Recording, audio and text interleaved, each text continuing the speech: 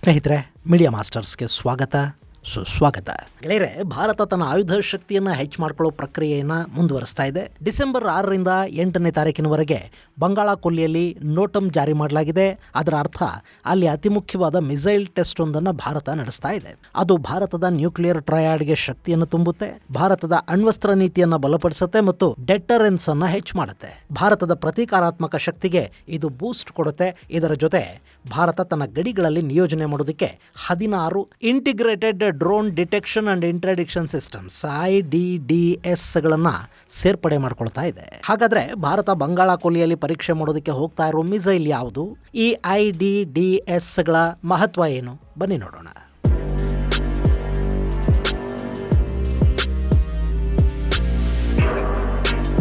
ಗೆಳೆಯರೆ, ಭಾರತ ತನ್ನ ಅಣ್ವಸ್ತ್ರಗಳ ವಿಷಯದಲ್ಲಿ ಸೆಕೆಂಡ್ ಸ್ಟ್ರೈಕ್ ಪಾಲಿಸಿಗೆ ಬದ್ಧವಾಗಿದೆ. ಅಂದ್ರೆ ನಾವಾಗಿ ಯಾರ ಮೇಲೂ ಅಣ್ವಸ್ತ್ರಗಳನ್ನ ಬಳಕೆ ಮಾಡೋದಕ್ಕೆ ಹೋಗೋದಿಲ್ಲ. ಆದ್ರೆ ನಮ್ಮ ಮೇಲೆ ಯಾರೇ ಅದರ ಪ್ರಯೋಗ ಮಾಡಿದ್ರು ಅವರನ್ನ ನಾವು ಸುಮ್ಮನೆ ಬಿಡೋದಿಲ್ಲ. ನಮ್ಮ ಅಣ್ವಸ್ತ್ರಗಳ ಬಳಕೆಯನ್ನ ತಡೆಯೋದಕ್ಕೆ ಯಾರಿಂದಲೂ ಸಾಧ್ಯನೂ ಆಗೋದಿಲ್ಲ. ಆದ್ರೆ ಈ ಸೆಕೆಂಡ್ ಸ್ಟ್ರೈಕ್ ಅನ್ನೋದು ಸಾಧ್ಯ ಆಗಬೇಕು ಅಂದ್ರೆ ಮೊದಲ ಸ್ಟ್ರೈಕ್ನ ನಂತರವೂ ನಾವಿರಬೇಕು, ನಮ್ಮ ಅಣ್ವಸ್ತ್ರಗಳು ಇರಬೇಕು. ಹೀಗಾಗಿ ಭಾರತ ನೆಲ, ಜಲ ಮತ್ತು ವಾಯು ಹೀಗೆ 3 ಕಡೆಗಳಿಂದಲೂ ಅಣ್ವಸ್ತ್ರ ದಾಳಿಯನ್ನು ಮಾಡೋದಕ್ಕೆ ಬೇಕಾದ ವ್ಯವಸ್ಥೆಗಳನ್ನು ಮಾಡಿಕೊಂಡಿದೆ. ಇಲ್ಲಿ ಏನಾಗುತ್ತೆ ಅಂದರೆ, ಭೂಮಿಯ ಮೇಲಿನ ಅಣ್ವಸ್ತ್ರಗಳನ್ನು ಗುರುತಿಸೋದು, ನ್ಯೂಟ್ರಲೈಸ್ ಮಾಡೋದು ಸುಲಭ. ಹಾಗೆ ವಿಮಾನಗಳ ಮೂಲಕ ಅಣ್ವಸ್ತ್ರ ಪ್ರಯೋಗ ಮಾಡುವಾಗ ಯುದ್ಧ ವಿಮಾನಗಳನ್ನು ಹೊಡೆದು ಕೆಡವಬಹುದು ಅಥವಾ ಬಲವಂತವಾಗಿ ಕೆಳಕಿಳಿಸಲೂಬಹುದು. ಈ 2 ದೊಡ್ಡ ಮಟ್ಟದ ಸರ್ಪ್ರೈಸ್ ಅನ್ನು ಶತ್ರುಗಳಿಗೆ ಕೊಡೋದಕ್ಕೆ ಸಾಧ್ಯ ಆಗೋದಿಲ್ಲ. ಹೀಗಾಗಿ ಭಾರತ ಜಲಾಂತರ್ಗಾಮಿಗಳ ಮೂಲಕ ಬ್ಯಾಲಿಸ್ಟಿಕ್ ಮಿಸೈಲ್ ಅನ್ನು ಲಾಂಚ್ ಮಾಡೋ ವ್ಯವಸ್ಥೆಯನ್ನು ಮಾಡಿಕೊಂಡಿದೆ. ಇದರ ಜೊತೆಗೆ ಮೊನ್ನೆ ಅಷ್ಟೇ ರೈಲ್ ಮೂಲಕ ಲಾಂಚ್ ಮಾಡಬಹುದಾದ ಬ್ಯಾಲಿಸ್ಟಿಕ್ ಮಿಸೈಲ್ ಪರೀಕ್ಷೆಯನ್ನು ಕೂಡ ಭಾರತ ಮಾಡಿ ಮುಗಿಸಿದೆ. ಇಲ್ಲಿ ಜಲಾಂತರ್ಗಾಮಿಗಳು ನೀರಿನ ಒಳಗೆಯೇ ಸಂಚರಿಸುತ್ತವೆ, ಅವುಗಳನ್ನು ಪತ್ತೆ ಮಾಡೋದು ಕಷ್ಟ. ಇನ್ನು ಅಲ್ಲಿಂದ ಬರೋ ಬ್ಯಾಲಿಸ್ಟಿಕ್ ಮಿಸೈಲ್ ಉಡಾವಣೆಯ ನಂತರವಷ್ಟೇ ಗೊತ್ತಾಗೋದು. ಅಲ್ಲಿವರೆಗೆ ಅದನ್ನು ಡಿಟೆಕ್ಟ್ ಮಾಡೋದಕ್ಕೆ ಸಾಧ್ಯ ಆಗೋದಿಲ್ಲ. ಜಲಾಂತರ್ಗಾಮಿ ನೀರಿನ ಆಳದಲ್ಲಿ ಸಂಚರಿಸ್ತಲೇ ಇರುತ್ತೆ. ಹೀಗಾಗಿ ಭೂಮಿಯ ಮೇಲಿನ ಮಿಸೈಲ್ ಸೆಂಟರ್ ಥರ ಅದು ಸ್ಥಾಯಿ ಅಲ್ಲ. ಸೊ ಅವು ಶತ್ರುಗಳಿಗೆ ದೊಡ್ಡ ಮಟ್ಟದ ಸರ್ಪ್ರೈಸನ್ನು ಕೊಡ್ತಾ ಹೋಗುತ್ತವೆ. ಅಕಸ್ಮಾತ್ ಭಾರತದ ಮೇಲೆ ಅಣುದಾಳಿ ಆದರೆ ಅದನ್ನು ರಿಟಾಲಿಯೇಟ್ ಮಾಡೋದಕ್ಕೆ, ಶತ್ರುಗಳ ಮೇಲೆ ಪ್ರತೀಕಾರಾತ್ಮಕ ದಾಳಿಯನ್ನು ತೀವ್ರ ಪ್ರಮಾಣದಲ್ಲಿ ಮಾಡೋದಕ್ಕೆ ಈ ಜಲಾಂತರ್ಗಾಮಿಗಳ ಮೂಲಕ ಲಾಂಚ್ ಮಾಡಬಹುದಾದ SLBM ಅಂದರೆ ಸಬ್ಮರಿನ್ ಲಾಂಚ್ಡ್ ಬ್ಯಾಲಿಸ್ಟಿಕ್ ಮಿಸೈಲ್ಗಳು ಬೇಕಾಗುತ್ತವೆ. ಈಗ ಅಂಥದ್ದೊಂದು ಬಲಿಷ್ಠ SLBM ಪರೀಕ್ಷೆಯನ್ನು ಭಾರತ ಮಾಡೋದಕ್ಕೆ ಹೋಗ್ತಾ ಇದೆ. ಅದರ ಹೆಸರು K5.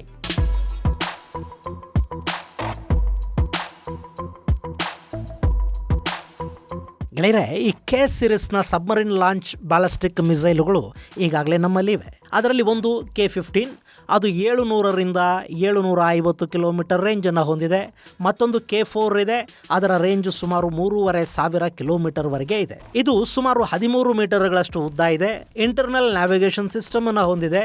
ಇದರ ಸರ್ಕ್ಯುಲರ್ ಎರರ್ ಪ್ರಾಬಬಲ್ 10 ಮೀಟರ್ ಅಂತ ಹೇಳ್ತಾರೆ. ಅಂದರೆ ಇದು ಅಕ್ಯುರೆಸಿ ಅಂತೀವಲ್ಲ, ಗುರಿಯನ್ನು ತಲುಪುವ ನಿಖರತೆ ಅದರಲ್ಲಿ ಸುಮಾರು 10 ಮೀಟರ್ ಸುತ್ತಳತೆಯವರೆಗೆ ಇರುತ್ತೆ. 2 ಟನ್ ವಾರ್ ಹೆಡ್ ಹೊತ್ತೊಯ್ಯಬಲ್ಲ ಸಾಮರ್ಥ್ಯ ಇದಕ್ಕಿದೆ. 2 ಟನ್ ನ್ಯೂಕ್ಲಿಯರ್ ವಾರ್ ಹೆಡ್ ಅನ್ನು ಹಾಕೊಂಡು ತನ್ನ ಗುರಿಯ 10 ಮೀಟರ್ ಸುತ್ತಮುತ್ತ ಎಲ್ಲೇ ಬಿದ್ದರೂ ಅದರ ಇಂಪ್ಯಾಕ್ಟ್ ತೀವ್ರ ಪ್ರಮಾಣದಲ್ಲೇ ಇರುತ್ತೆ. ಹೀಗಾಗಿ 10 ಮೀಟರ್ ಅನ್ನೋದು ತುಂಬಾ ಒಳ್ಳೆ CEPನೇ. ಹಾಗೆ ಇದರಲ್ಲಿ ಸಾಲಿಡ್ ರಾಕೆಟ್ ಪ್ರಾಪಲೆಂಟ್ ಅನ್ನ ಬಳಕೆ ಮಾಡ್ತಾ ಇದ್ದಾರೆ. ಈ 2 ಸದ್ಯಕ್ಕೆ ನಮ್ಮ ಬಳಿ ಇರೋ K ಸೀರೀಸ್ನ ಸಬ್ಮರಿನ್ ಲಾಂಚ್ಡ್ ಬ್ಯಾಲಿಸ್ಟಿಕ್ ಮಿಸೈಲ್ಗಳು. ಆದರೆ ಈಗ ಇದರ ಶಕ್ತಿಯನ್ನು ಮತ್ತಷ್ಟು ಹೆಚ್ಚು ಮಾಡೋ ಪ್ರಯತ್ನವನ್ನು ಭಾರತ ಮಾಡಿದೆ.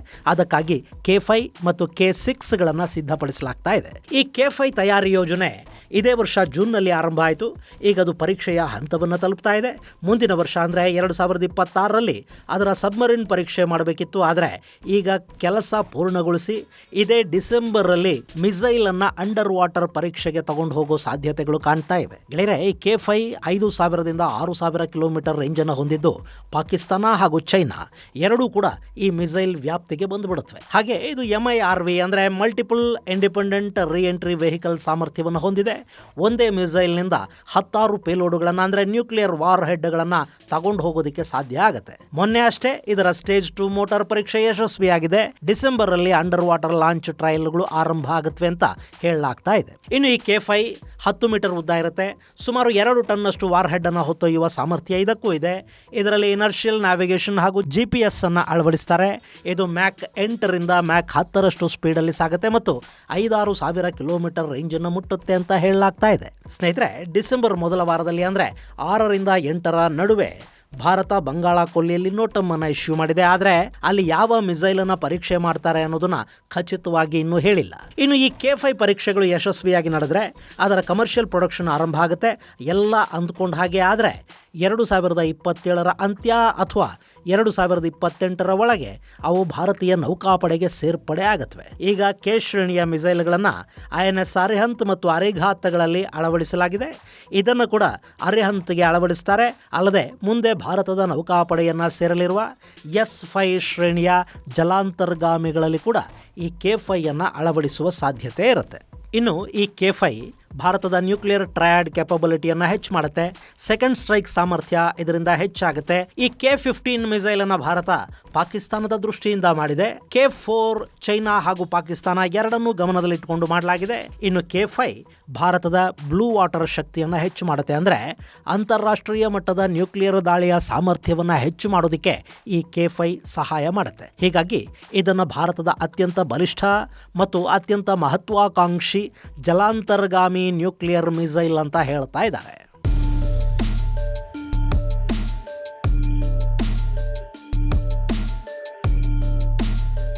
ಇನ್ನು ಇದಲ್ಲದೆ ಭಾರತ DRDO ಸಿದ್ಧಪಡಿಸಿರುವ 16 ಡೈರೆಕ್ಟ್ ಎನರ್ಜಿ ವೆಪನ್ಗಳನ್ನು ಸೇನೆಗೆ ಸೇರ್ಪಡೆ ಮಾಡಿಕೊಳ್ತಾ ಇದೆ. ಇವನ್ನ integrated drone detection and interdiction systems IDDS ಅಂತ ಕರೀತಾರೆ. ಗೆಳೆಯರೆ, ಆಧುನಿಕ ಯುದ್ಧಗಳಲ್ಲಿ ಡ್ರೋನ್ಗಳ ಪಾತ್ರ ತುಂಬಾನೇ ದೊಡ್ಡದು ಅನ್ನೋದು ನಿಮಗೆ ಗೊತ್ತು.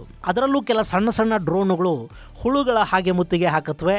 ಅವು ಏರ್ ಡಿಫೆನ್ಸ್ ಸಿಸ್ಟಮ್ಗಳನ್ನು ಕನ್ಫ್ಯೂಸ್ ಮಾಡಿ ಅವು ಎಚ್ಚೆತ್ತುಕೊಳ್ಳೋದರ ಒಳಗೆ ಬೇರೆ ರೀತಿಯ ಅನಾಹುತಗಳಿಗೆ ಕಾರಣ ಆಗತ್ವೆ. ಹಾಗೆ ಈ ಸಣ್ಣ ಡ್ರೋನ್ಗಳನ್ನು ನ್ಯೂಟ್ರಲೈಸ್ ಮಾಡೋದಕ್ಕೆ ಮಿಸೈಲ್ಗಳನ್ನು ಕಡೆಗೆ ಏರ್ಕ್ರಾಫ್ಟ್ ಗನ್ಗಳನ್ನು ಬಳಕೆ ಮಾಡಿದರೂ ಕೂಡ ಅದರ ಖರ್ಚು ಹೆಚ್ಚಾಗುತ್ತೆ.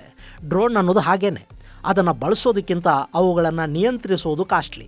ಹೀಗಾಗಿ ಡ್ರೋನ್ಗಳನ್ನು ನಿಯಂತ್ರಿಸೋದಕ್ಕೆ ನಾನಾ ದೇಶಗಳು ನಾನಾ ರೀತಿಯ ಆಂಟಿ ಡ್ರೋನ್ ವೆಪನ್ಗಳನ್ನು ಮಾಡಿಕೊಳ್ತಾ ಇವೆ. ನಮ್ಮಲ್ಲಿ ಕೂಡ ಡ್ರೋನ್ಗಳನ್ನು ಹೊಡೆದು ಹಾಕೋದಕ್ಕೆ ಸಾಫ್ಟ್ ಕಿಲ್ ಮತ್ತು ಹಾರ್ಡ್ ಕಿಲ್ ಎರಡೂ ರೀತಿಯ ಸಾಕಷ್ಟು ಆಯುಧಗಳಿವೆ. D4 ಆಂಟಿ ಡ್ರೋನ್ ಸಿಸ್ಟಮ್ ಇದೆ.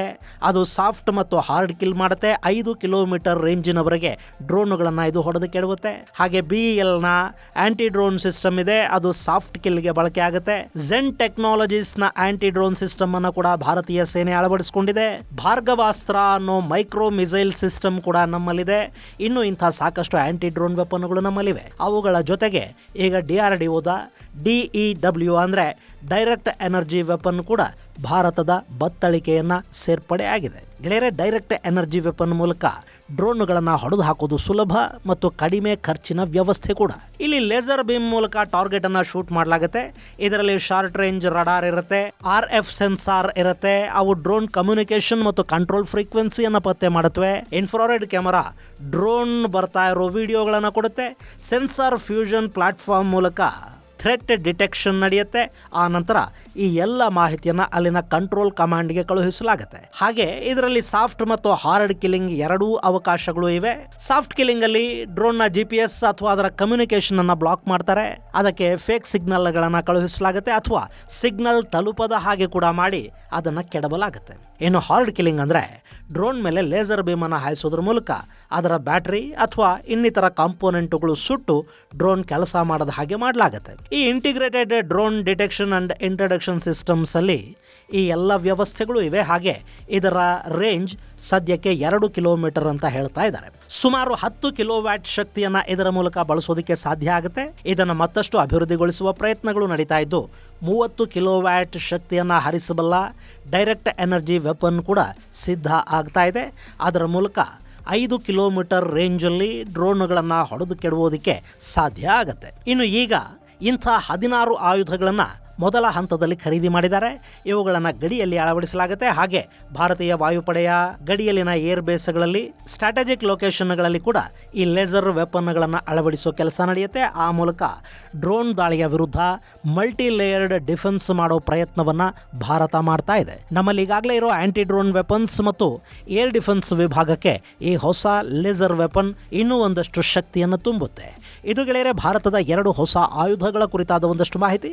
ಮುಂದಿನ ಸಂಚಿಕೆಯಲ್ಲಿ ಮತ್ತಷ್ಟು ವಿಶೇಷಗಳ ಜೊತೆ ಮತ್ತೆ ಭೇಟಿಯಾಗೋಣ. ಅಲ್ಲಿವರೆಗೆ ಜೈ ಹಿಂದ್, ಜೈ ಕರ್ನಾಟಕ.